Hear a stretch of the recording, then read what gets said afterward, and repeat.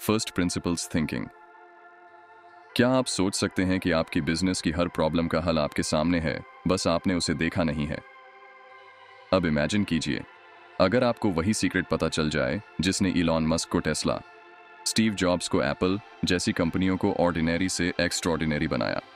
और अब सोचिए, अगर आप अपनी सोच को रिवायर करके वही रिजल्ट्स पा सकें, तो क्या आप तैयार हैं? इस वीडियो में हम आपको वो पावरफुल स्ट्रैटेजी रिवील करने जा रहे हैं जो आपकी लाइफ और बिजनेस की दिशा बदल देगी। फर्स्ट प्रिंसिपल्स थिंकिंग, ये वही तरीका है जिसने दुनिया के सबसे बड़े इनोवेटर्स को सीमाओं से बाहर सोचने और सक्सेस हासिल करने में मदद की। अब सोचिए, अगर आप अपनी सोच के उन पुराने बैरियर्स को तोड़कर उन नए रास्तों पर चलें जिनका आपने कभी सोचा भी नहीं था। क्या आप एक अत्यधिक स्तर पर पहुंचना चाहते हैं?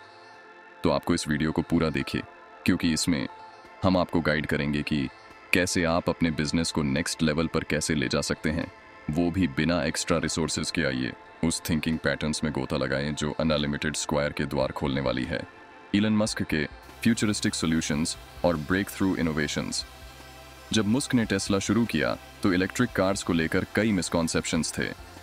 लोग मानते थे कि ईवी कभी भी अफोर्डेबल नहीं हो सकती, लेकिन मस्क ने सोचा, बैटरी इतनी महंगी क्यों है, और उन्होंने बैटरी प्रोडक्शन की कोर समस्या को देखा। उन्होंने ट्रेडिशनल सप्लायर्स पर डिपेंड रहने की बजाय अपनी गीगा फैक्ट्री स्टार्ट की, जिससे बैटरी की कीमत $600 प्रति किलोवाट घंटा से घटकर $80 प्रति किलोवाट घंटा हो गई।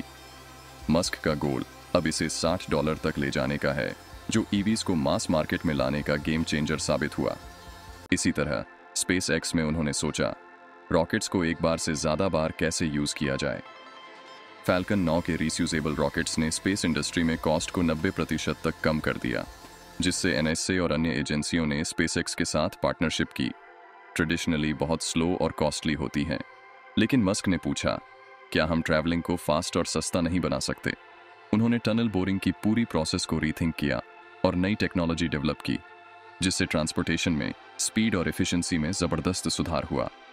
इसने अर्बन ट्रांसपोर्टेशन को री इमेजिन करने का नया रास्ता खोल दिया, जिससे उनका विजन ग्राउंड ब्रेकिंग साबित हुआ। इलॉन मस्क की companies Tesla, SpaceX, the boring company और न्यूरल इंक ने साबित किया है कि अगर आप पुरानी सोच से बाहर निकलकर फर्स्ट प्रिंसिपल्स थिंकिंग अपनाते हैं, तो आप किसी भी प्रॉब्लम का हल निकाल सकते हैं।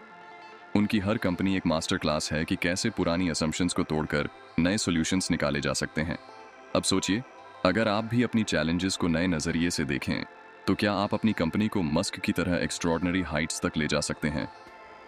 अब एक बात सोचें, जब स्टीव जॉब्स, एलोन मस्क और बाकी दिग्गज अपने उद्योगों में नवाचार कर रहे थे, क्या वे हमेशा पारंपरिक रास्तों पर चलते थे? बिल्कुल नहीं। वे फर्स्ट प्रिंसिपल्स थिंकिंग का इस्तेमाल करते थे, यानी किसी भी समस्या को उसकी फाउंडेशनल लेवल तक ले जाकर वहां से नए सॉल्यूशंस निकालना। तो आज से आप भी अपनी प्रॉब्लम्स को नए तरीके से देखने की कोशिश करें। क्या आप भी अपने बिजनेस में ऐसी ही ब्रेक थ्रू इनोवेशंस ला सकते हैं? अब सोचिए, आपकी अगली ब्रेक थ्रू कहां से आने वाली है। पुरानी बैरियर्स तोड़ो, फर्स्ट प्रिंसिपल्स थिंकिंग से लाइफ को सफल बनाओ। बड़े इनोवेटर्स जैसे इलॉन मस्क, जेफ बेजोस और रिचर्ड फाइनमैन ने फर्स्ट प्रिंसिपल्स थिंकिंग का सहारा लिया, ताकि वे पुरानी सोच से हटकर नए सॉल्यूशंस बना सकें, सफल बन सके। इलॉन मस्क ने टेस्ला में इलेक्ट्रिक कार्स की कॉस्ट कम करने और स्पेसएक्स में रीयूजेबल रॉकेट्स बनाने के लिए इस टेक्निक का इस्तेमाल किया। इसी तरह जेफ बेजोस ने अमेज़न की डिलीवरी सिस्टम्स को जड़ से रीथिंक किया, ताकि सेम डे डिलीवरी पॉसिबल हो सके। आप भी अपने बिजनेस या लाइफ चैलेंजेस को सॉल्व करने के लिए 3 स्टेप्स अपना सकते हैं। नंबर 1, आइडेंटिफाई और डिफाइन करें कि आपकी करंट असम्पशंस क्या हैं। फर्स्ट प्रिंसिपल्स थिंकिंग में अपने करंट असम्पशंस की पहचान करना बेहद ज़रूरी है।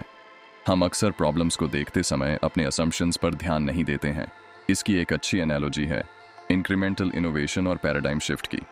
इंक्रीमेंटल इनोवेशन छोटे छोटे सुधारों की तरह होता है, जबकि पैराडाइम शिफ्ट का मतलब है पूरी तरह से नया अप्रोच अपनाना।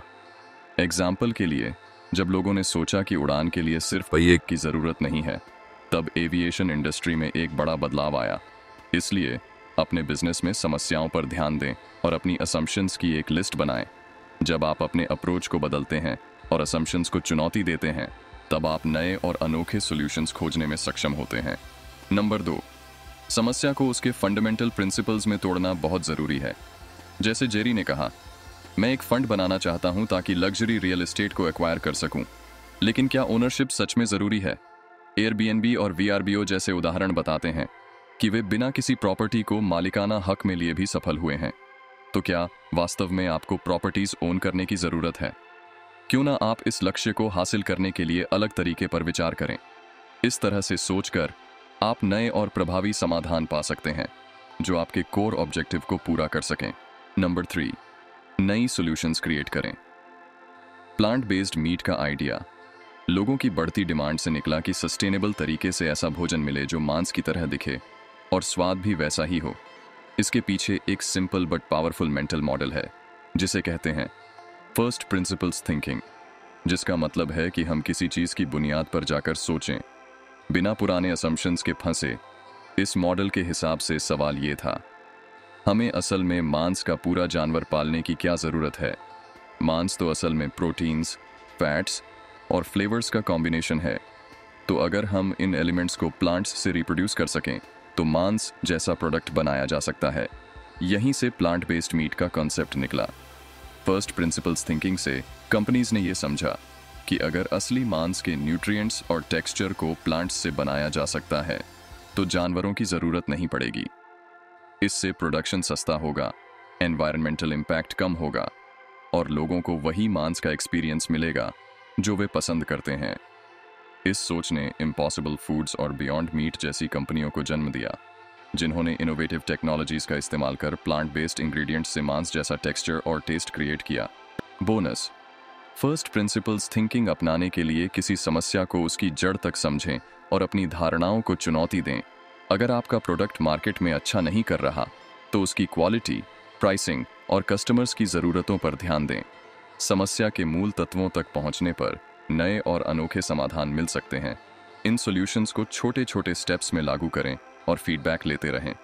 यह तरीका न केवल आपकी चुनौतियों को हल करेगा बल्कि आपके बिजनेस और पर्सनल लाइफ में नए स्तर की सफलता भी लाएगा। अगर आपको इस वीडियो ने नया नज़रिया दिया है तो लाइक करें और सब्सक्राइब करना न भूलें। कमेंट्स में बताएं कि आपने क्या सीखा और किस नए दृष्टिकोण से काम करेंगे। मिलते हैं अगले वीडियो में। तब तक कीप इनोवेटिंग, कीप ग्रोइंग और कीप हस्टलिंग।